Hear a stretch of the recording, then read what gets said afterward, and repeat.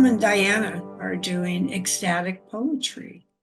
Okay, right. So Tim and Diana, take it away. Okay, I think we're going to talk a little bit more in our introduction about Rumi and Hafiz and how we got excited about it and so forth. So we have a presentation coming up. We're going to recite some poetry, then it'll work its way into some very, very beautiful music and poetry that was from an album called Gift of Love. And away we go. I'm going to start the presentation here, and just let me know if if it's coming up on the screen nicely. Let's see. Start here. Play sound, share. Let me go to here. Yeah, you're good. Okay, and let's hit play. Okay. So we can see this. So Diana, would you like to speak a little bit about your feeling about Hafiz and Rumi and how you got interested and so forth? I'd love to. Thank you. This is such a soulful group, and I know that everybody here has had an experience in their life, many times perhaps, when you've been shocked or you've had sudden awakened awareness where you really perceived everything as united and connected and beautiful. And those moments don't stay with us sometimes very long, but it leaves us with a sort of a soul hunger for having that feeling again or wishing for it permanently. And I remember I was 16 years old at a girls' school, and there was a wonderful, wonderful teacher there. She stayed in my heart all my life. Her name was Miss Carnes. And she was, I mean, people made fun of her because she was what we called a spinster in those days and dressed very dowdily and was peculiar on the surface. But she taught us poetry, and the poem that really shocked me the first time was the one by Edna and Vincent Millay. It was called Renaissance, and it always felt, it's 220 lines, but it felt like there was someone almost speaking from the grave, looking back at life, at all of its poignancy and its beauty. And there was a line that just went into my heart and has been there ever since. And that line was, "Oh God," I cried, "no dark disguise can e'er hereafter hide from me thy radiant identity." And I just remember that moment so clearly. And then as time went by, I discovered a series of books by Roger Housden. The first one was called 10 Poems to Save Your Life. And he selected poems that affected him that deeply. And he wrote about, he gave selections from those poems. And that's where I discovered Hafiz. I know it's pronounced Hafiz because I got to know the main translator of Hafiz, Daniel Ladinsky, over time. And Hafiz is the most playful poet. I think you'll hear today from the poems that Tim and I are sharing, the playfulness and the joy and the ecstasy of what poetry can bring. So over to you, Tim. Okay, well, I was back in Los Angeles and went to a seminar on Rumi, and there was a woman who was Persian and had studied 11 years on the books of the Masnavi, and the way they taught it over there was orally. And so I entered this course, and it just became more and more enthralling. And the idea is there are many paths into the divine, and one of them is called the Bhakti path, which is overwhelming love and joy. And that's what Rumi brings forth, is overwhelming love and joy for the divine, which you will feel. And of course, he met his kind of master, Shams-e Tabriz, and the two of them would talk for so long, and they coined a word called sobe. And sobe is a kind of speaking that is so beyond normal discourse. It's elevated, it's inspirational. So I hope that we can bring some sobe to our presentation today, because this is a meditation. And the other thing about Rumi is he develops a path for us to follow, which we're going to do little breaks through this. And we're going to talk about some of this. So here we go. We'll go to the next one. And Diana, if you want to talk about Hafiz here. Hafiz was born in Shiraz, Iran. He is one of the most celebrated of the Persian poets, and his influence can be felt to this day. As the author of numerous ghazals expressing love, spirituality, and protest, he and his work continue to be important to Iranians, and many of his poems are used as proverbs or sayings. Hafiz had accomplished the task of learning the Quran by heart at an early age. That is the meaning of the word Hafiz.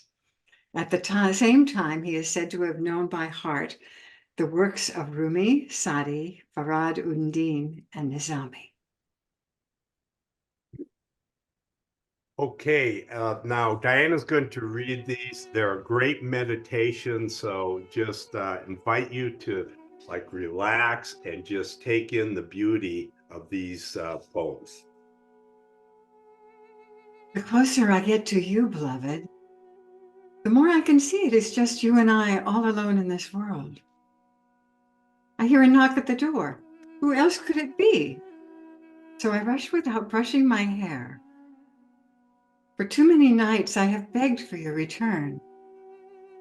And what is the use of vanity at this late hour, at this divine season that has now come to my folded knees? If your love letters are true, dear God, I will surrender myself to who you keep saying I am.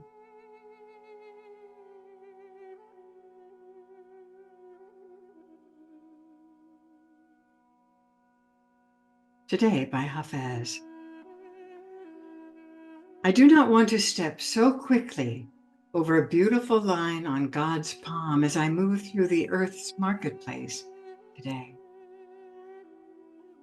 I do not want to touch any object in this world without my eyes testifying to the truth that everything is my beloved. Something has happened to my understanding of existence that now marks my heart always full of wonder and kindness. I do not want to step so quickly over this sacred place on God's body that is right beneath your own foot as I dance with precious life today.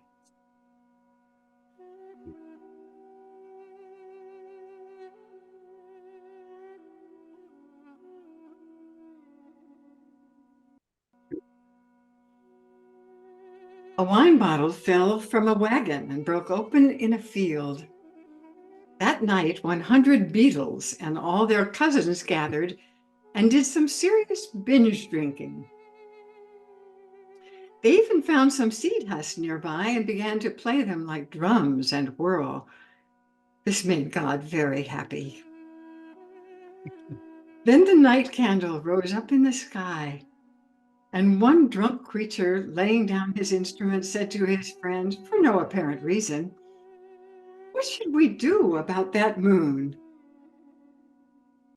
Seems to Hafiz, most everyone has laid aside the music, tackling such profoundly useless questions.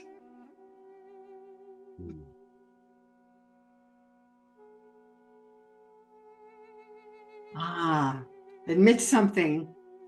Everyone you see, you say to them, "Love me." Of course, you do not do this out loud, otherwise someone would call the cops. Still, though, think about this great pull in us to connect.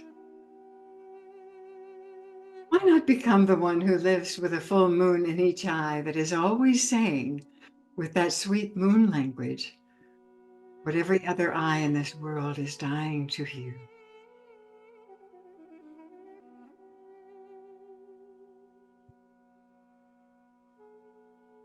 A cushion for your head. Just sit there right now. Don't do a thing, just rest. For your separation from God, from love, is the hardest work in this world. Let me bring you trays of food and something that you like to drink. You can use my soft words as a cushion for your head.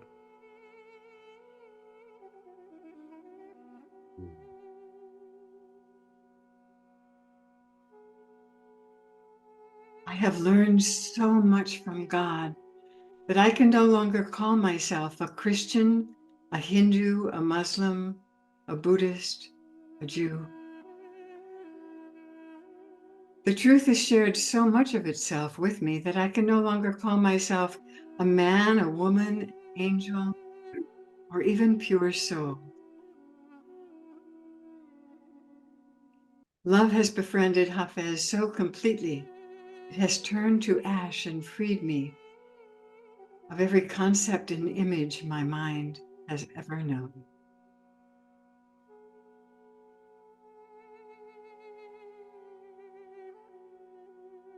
I sometimes forget that I was created for joy. My mind is too busy, my heart is too heavy for me to remember that I have been called to dance the sacred dance of life.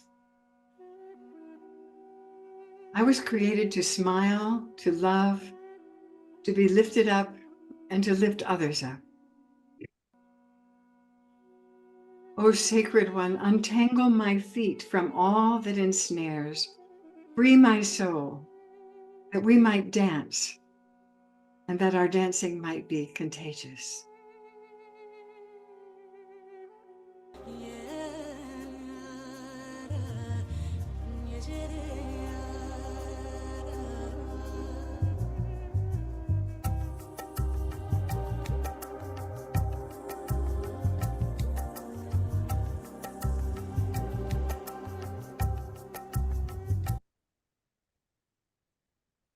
Okay, we thought we'd stop for a moment and do just a short group discussion. Any feelings or thoughts, ideas that you'd like to share, just unmute and speak up.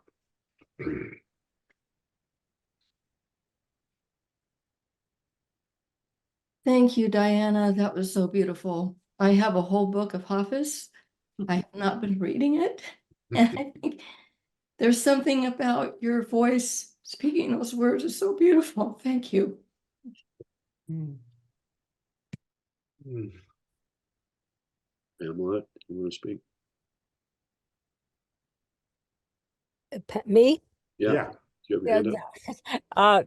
I'm gonna go out and get a Hafiz book as soon as I get into Paris, because that is, wow, it's embracing all of life. Wondrous. And the reader was a beautiful voice. Thank you. I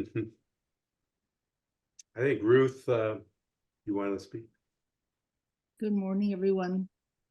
Diane, thank you so much. That was, what a way to wake up to the world. I'm just struck by the similarity of that.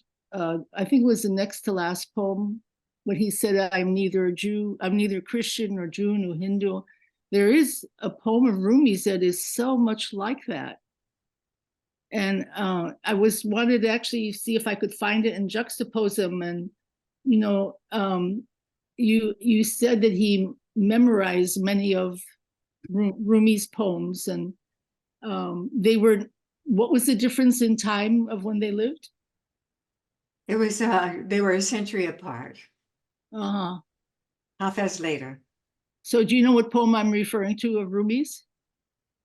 That where he I don't know. Okay, I will find it for you. And so I know many poets end up saying the same thing in different centuries, but I just wonder whether he was influenced in particular by that poem of Rumi. I'll find it and put it in the chat. Thank you so much for this beautiful wake-up call. Thank you.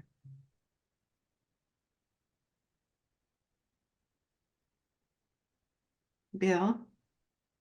Yeah, thank you.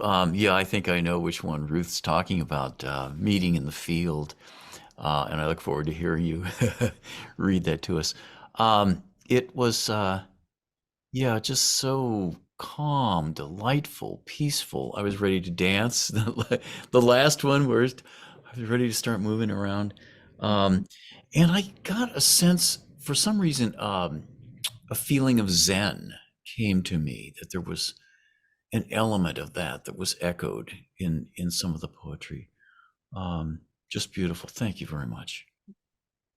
I did find the poem, I'm neither Christian nor Jew, neither Muslim, Magian. I am not from the east or the west, not from a land or a sea, not from shafts of nature, nor from the spheres of firmament, not from the earth, not from the water, and it goes on. It's just exactly what you were talking about, Ruth. Okay, I think if we're ready, we'll move on to the Rumi section. And the last several slides have some movement and music. I'm going to invite you to do a little bit of movement like we did last week, because as you know, the Sufis twirled and they involved the body, they involved the dance with it. So let's see if I can get back to here, share. You know, okay. Rumi, this was 1207 to 1273. Rumi was a poet who believed that universal love was the path to God.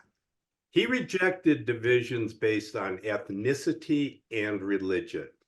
The most fruitful relationship in his development was with Shamsi Tabriz. Two skillful and acute spirits came together, and by sharing the divine bounties and gifts they received from their Lord, they reached peaks that most would not be able to reach easily on their own. So the first one's one of my favorites. It's called a community of spirit. There is a community of spirit.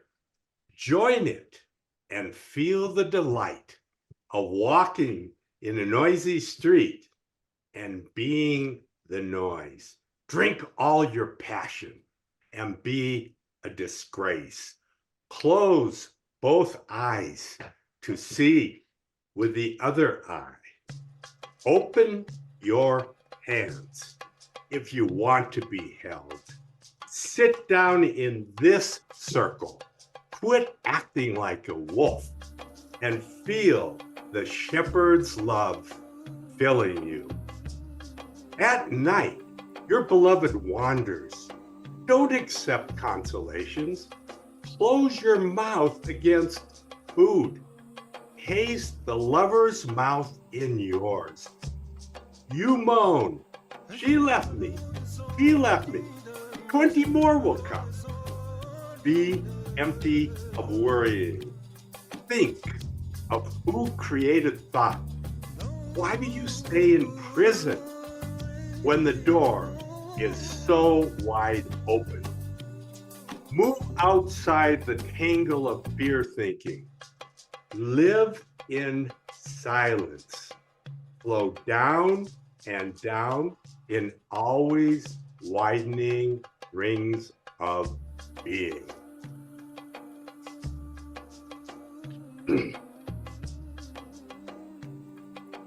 Emptiness is a concept in the second turning of the Dharma, huge concept in Buddhism. And then here it shows up with Rumi. very close to what they talk about in the whole Buddhist cosmology. Praise to the emptiness that blanks out existence. Existence, this place made from our love or that emptiness. Yet somehow comes emptiness. This existence goes.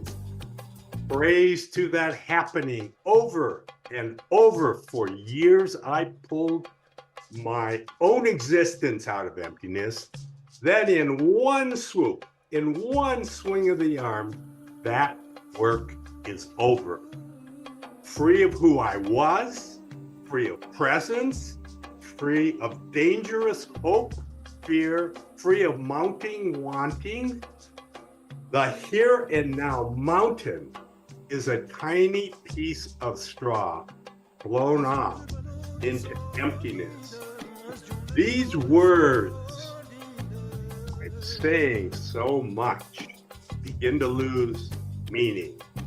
Existence, emptiness, mountain, straw, words and what they say swept out the window and down the slant of the roof. Out beyond the ideas of wrongdoing and right doing, there is a field. I will meet you there. When the soul lies down in that grass, the world is too full to talk about.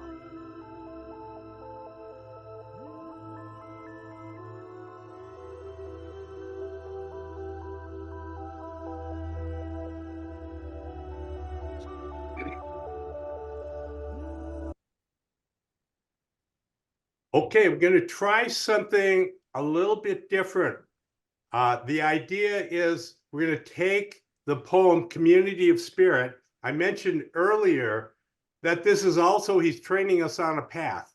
So I like to throw open to the group some sections of this, and just anyone speak up, tell me your ideas on it. So here we go. He starts out saying, there is a community of spirit, join it and feel the delight of walking in the noisy street and being the noise. What is he getting at here? Anybody say anything you want on it? You have to unmute though. There is no Participation. separation. No separation. Yes. Another? Participation. Participation. The world is Let in me. go. The world is not what? The world is in me. I am not in the world. Okay, great. So, here we go. The community of spirit. Maybe mute again because we're getting a little bit of feedback. Then we'll unmute it. There's a community of spirit of higher beings besides the community of commerce and materialism. And the Mastery Circle aspires to this. That's our community. It's a community of spirit. So Tim, I'm muting, but you'll have to unmute yourself.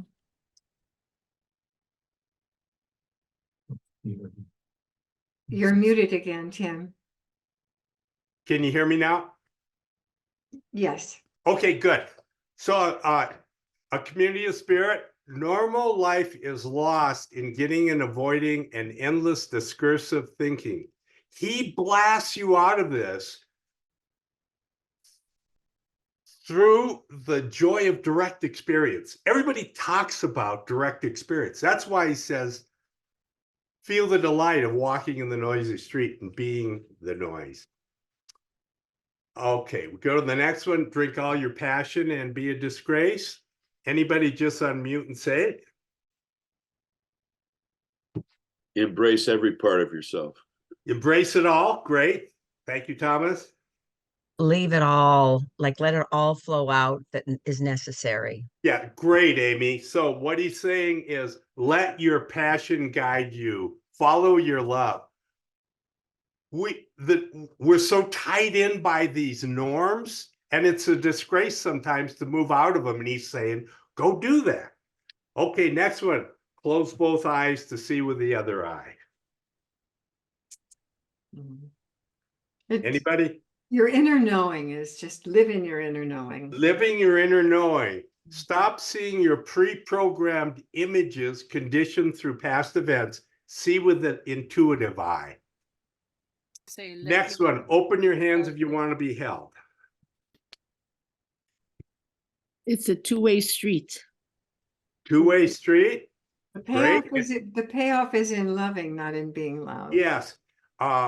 Let go of your armor. Perfect. Be vulnerable and loving. And I wrote out of the Tao this morning, if you want things to come to you, let go. That was right in the Tao this morning. Sit down in this circle, quit acting like a wolf, and feel the shepherd's love filling you. Anybody? I love the acting like a wolf. Just a very vivid image. Yes, Brooke, excellent, because the wolf never sits still. He's always either going after something or concerned about something. Perfect. Loving fiercely.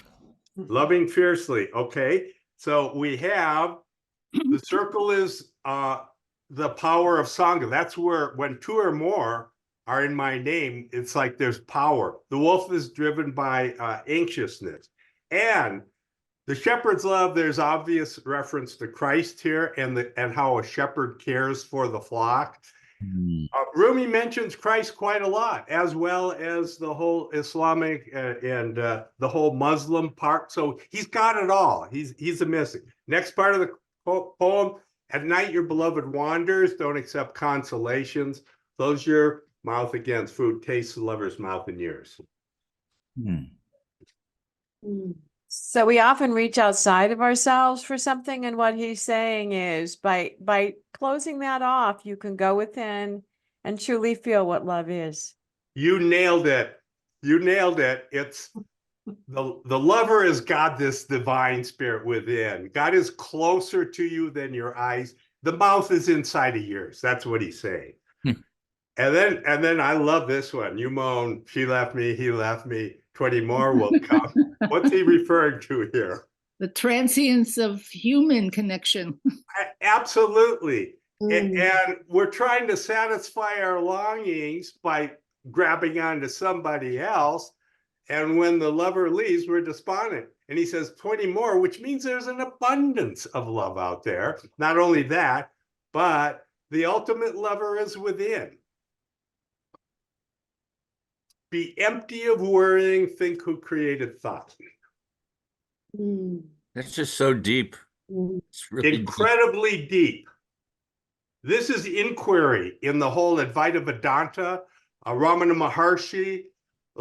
Who are you? Where did thought come from? This is the crux of the whole path in the East on looking at who you are.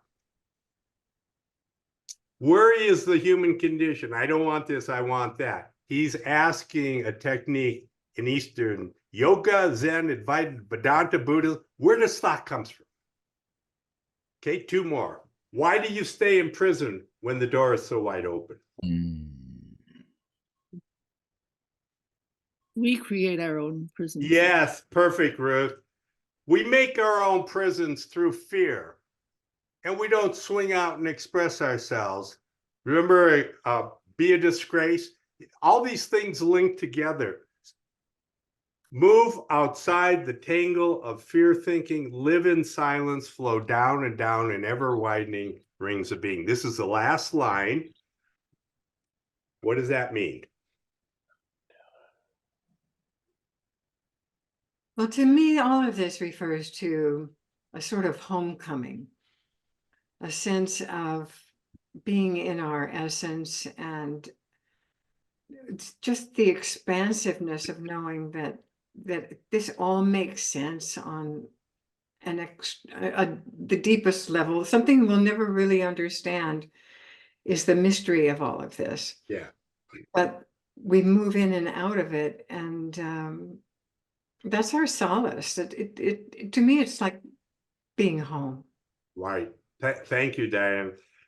The tangle of fear thinking, that we're moving in and out of that. Now, all these systems from the East say silence is the door to open to the infinite. Why?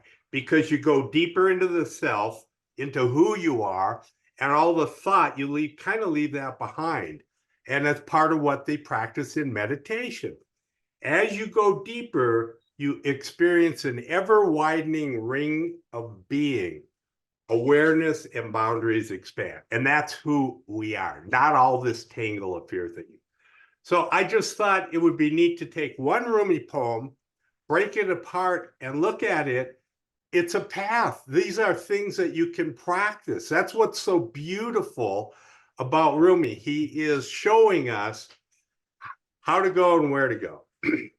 Yeah, I think it's interesting that the third eye, is where the olfactory nerves are, where your smell originates.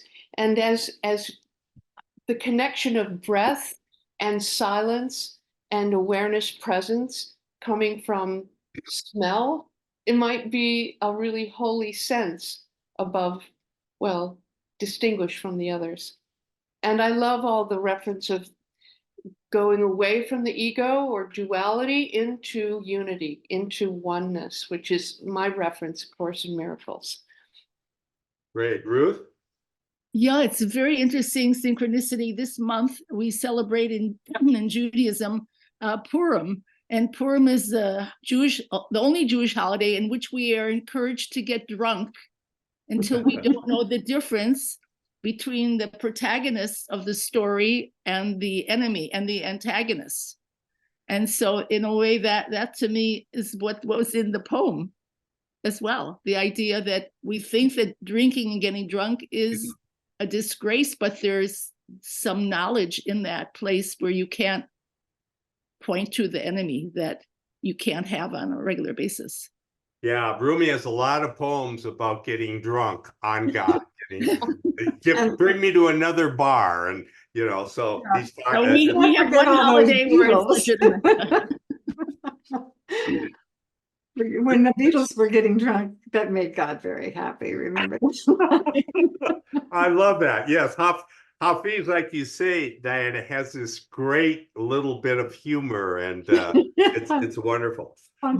Okay, so now we're going to enter a part where we pulled some things from Deepak Chopra's Gift of Love and his friends. So there's some music, and when we get towards the last two, I'm going to ask you to just move around a little bit to the music, because just like we did last week, you can feel how that enhances things. So let me see if I can share screen. There we go, share screen. Okay, The Gift of Love by Deepak Chopra and friends, and then we added some dance and some special effects to kind of enhance it. This was The Gift of Love. It's a great cassette CD music thing. You can Google it, and I think you can download it for free. It's beautiful, and you get all of Rumi's poems with music by Deepak Chopra, by Coleman Barks, and many other great notables. So here we go. In my hallucination, I saw my beloved's flower garden. In my vertigo, in my dizziness, in my drunken haze, whirling and dancing like a spinning wheel, I saw myself as the source of existence. I was there in the beginning, and I was the spirit of love. Now I am sober. There is only the hangover and the memory of love, and only the sorrow. I yearn for happiness. I ask for help. I want mercy. And my love says, look at me and hear me, because I am here just for that.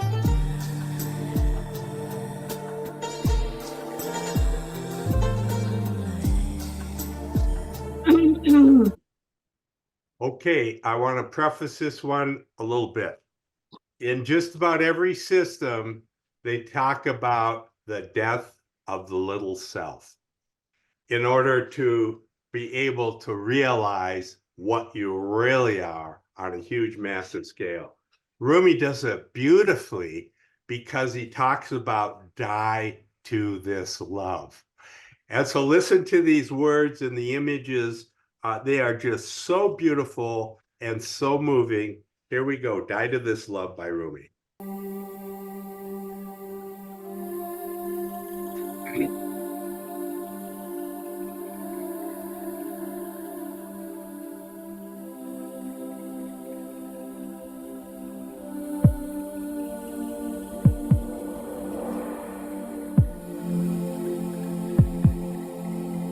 Die, die, die in this love.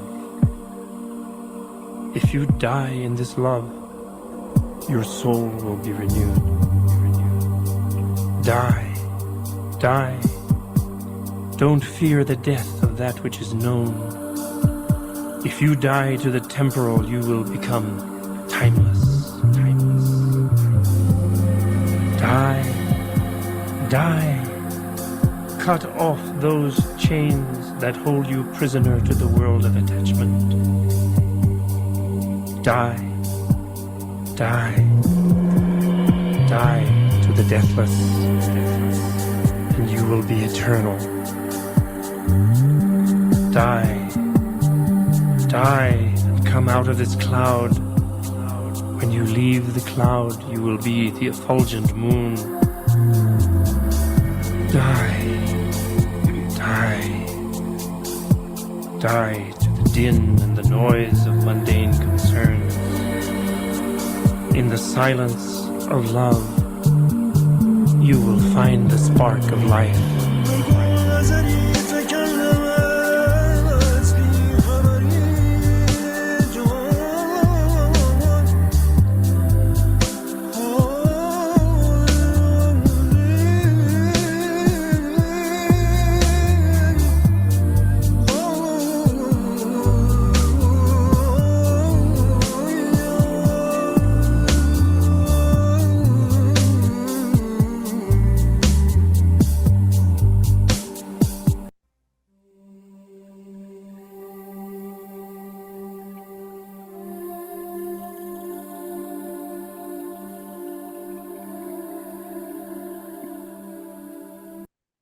Okay, on this next one, we have two more to go.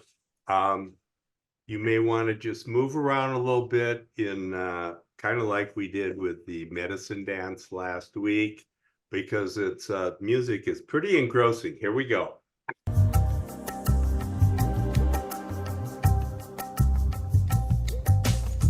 A lover asked his beloved, "Do you love yourself more than you love me?" The beloved replied, "I have died to myself and I live for you. I've disappeared from myself and my attributes. I am present only for you. I've forgotten all my learnings, but from knowing you, I have become a scholar.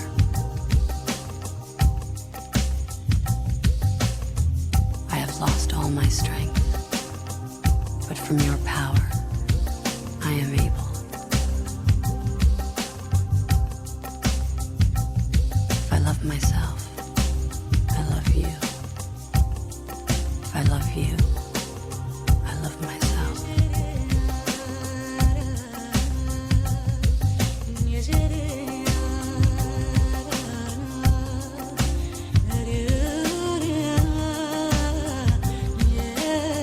If I love myself, I love you.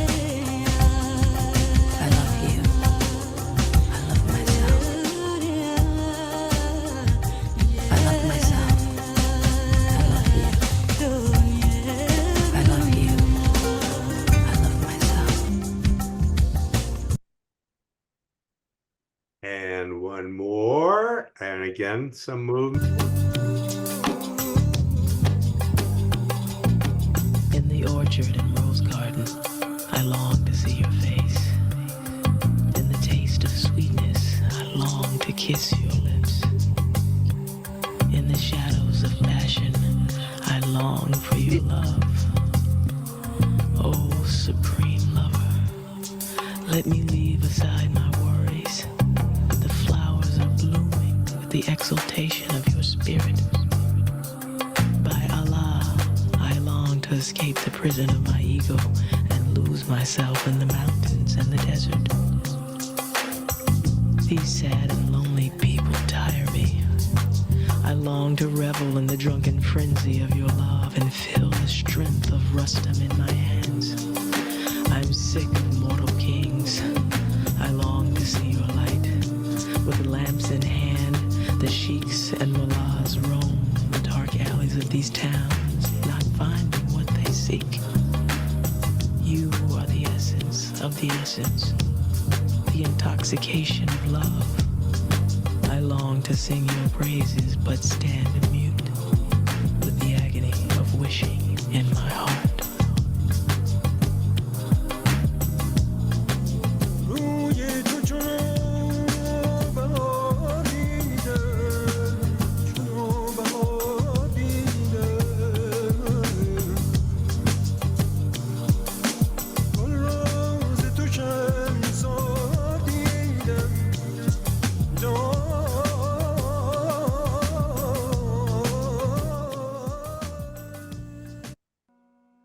All right, our final poem called The Guest House, and Diana and I are going to switch off through The Guest House by Rumi. So Diana, if you want to start.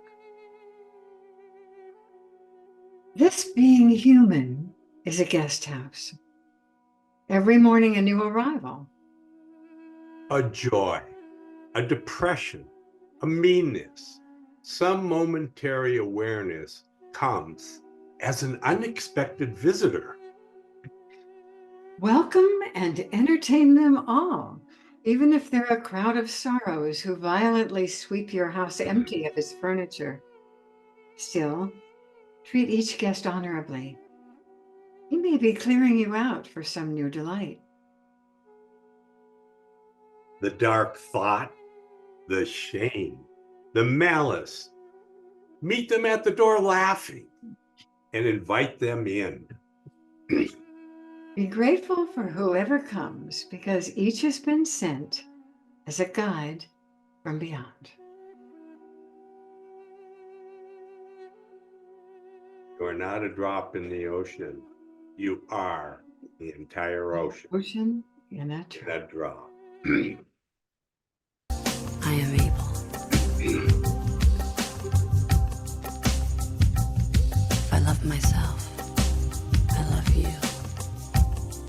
If I love you, I love myself.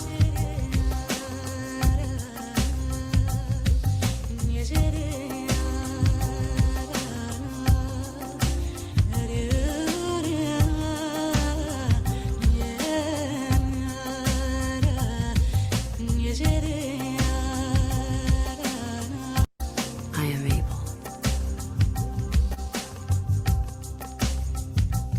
If I love myself, I love you. If I love you, I love myself.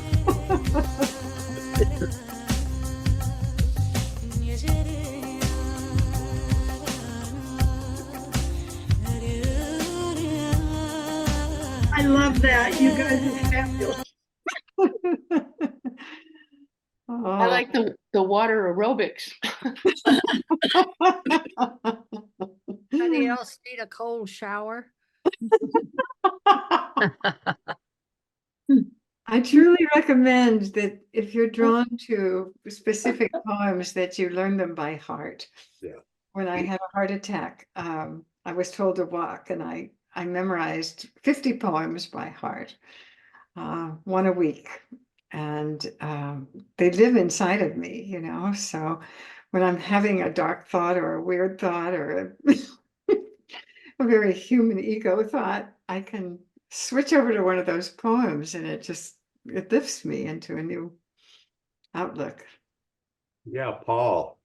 And I thought Brooke might have had his hand up too, but Paul? So just a couple of things come to mind. In high school, me and a friend of mine took a wilderness canoe trip for 10 days, and the silence and the beauty of nature just surrounded us that whole time. And when we arrived in the city, Manistee, at the end of the Manistee River on Lake Michigan, the contrast of everyone rushing around, trying to be someone, trying to do something significant, just overwhelmed us, just like, oh my God, how beautiful the world is, and yet we're struggling to be someone. And this group, I have a phrase from one of Leonard Cohen's songs that reminds me of this group. It's all the sisters of mercy, they are not departed or gone. They were waiting for me when I thought that I just can't go on. So thank you, Tim, Diana, and the whole group for being here. Let's see, I thought I saw Brooke and then Dr. Thomas Griggs. Yeah. Well, two areas, one on Rumi and then one on the presentation. That was just fantastic. I mean, that was fantastic. The combination of the written poetry and then the dance and the music and the costumes and the I mean, that should have cost us $1,000 or something. I mean, and it's so right for us, right? I mean, and I guess then I never really exposed to Rumi, but he's so irreverent. He's not a professor. He's like a dude in the gym and going, what? That's all the push-ups you can do now? What the hell are you doing here? Over and over, you're afraid of something? Go jump off 3 buildings and don't bother me. Just amazing. Great, Brooke. Okay, Thomas Griggs. Yeah, thank you. I love the dirty mystic that we're talking about here. So I love the integration of the thinking and the feeling, the emotion and the movement, and the calls to action that this entire presentation represents, embodies, and calls us to. And on that last little piece, I love the idea, Diana, of memorizing 50 poems. And I would love to hear everybody here's recommendations for their top 10 poems that they would put into that list to help me construct my list. It would be so much more fun and so much easier to feed off your poem lists than to do it alone and from scratch. And this is a good place to start because I've loved Rumi for a long time. So thank you so much. We have Ruth and then Michael. Thank you both, Diana and Tim. This was so exhilarating. And about 15 years ago, I organized a Rumi event for the interfaith community, and people came out of the woodwork. Right. We were shocked ourselves. People from every single background, including atheists, arrived. And out of that came a trip that I organized to go to Konya, Turkey, where Rumi is buried, to celebrate Rumi on his birthday. And we each brought our favorite Rumi poems with us. And all the time we were on the bus as part of the excursion, we would be sharing the poems that we love the most. And there were many Persians who came on the trip. So we heard it in the original Farsi, we heard it in English. Our guide was Turkish, we heard Rumi in Turkish. And it became so clear to me that, if God does have a sense of humor, which I believe God does, it was at the moment when people were still getting over 9/11 and thinking something about Muslims, that one swath of fear and trepidation about the Muslim community, while at the same time, the most popular poet in America was Rumi. Yeah. Who was Muslim. And so I think Rumi has been an amazing unifying power for us in around the world, but especially in America during our travails. And I love him for that. Thank you, Ruth. This We're makes me getting think, close to our time, and so we got Michael and Diana. Did you want to say something? I do. Voltaire said, God is a comedian playing before an audience that is afraid to laugh. Great quote. Yeah, I would just like to make one comment from the dance performed by the Sufis. In the Gurdjieff work, which I was involved in, we were taught a sort of a knockdown, or what we call the movements of the great Sufi dances, in which the movements were a way of meditation. And in effect, what we were taught was, Mr. Gurdjieff we were actually performing the musical scales with our bodies.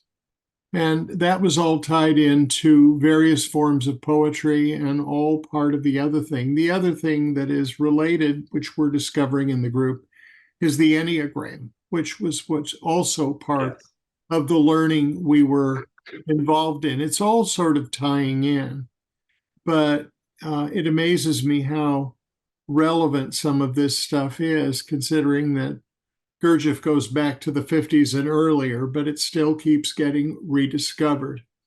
So anyway, thank you for an extraordinary presentation. Thank you. Okay, we have to turn it over. I just wanted to say, Diane and I had a great time creating this. It was wonderful to work on it together and enjoy it and share it. And like the poem, Neither Muslim nor Jew nor Hindu, that poem goes to the heart of the matter. We are one at the deepest level, just like we have in our mission statement, in our, we are one at the deepest level, and all spiritual paths have a deep common truth. And that's what you find it with all the religions. It's all one. And thanks to Rumi and others, they take us there.